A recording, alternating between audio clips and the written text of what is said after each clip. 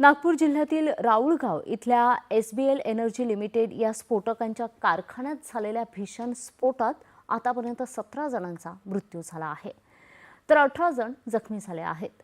जखमींना उपचारासाठी नागपुरातील ऑरेंज सिटी रुग्णालयात दाखल करण्यात आले।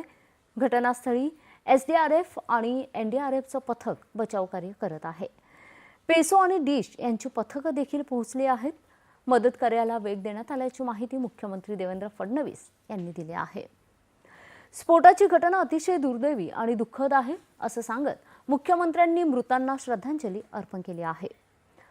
स्थानिक प्रशासनाशी सातत्याने संपर्कात असल्याचं मुख्यमंत्र्यांनी म्हटलं आहे।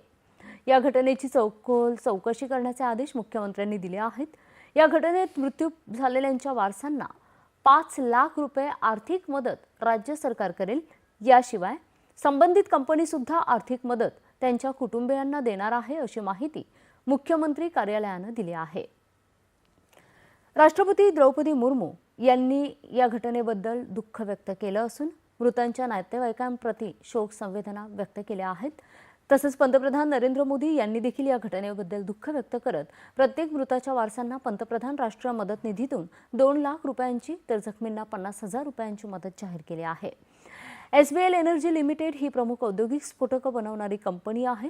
ही कंपनी खाणकाम आणि पायाभूत सुविधा प्रकल्पांसाठी लागणारी स्फोटके, डिटोनेटर्स आणि संबंधित उत्पादनं तयार करते।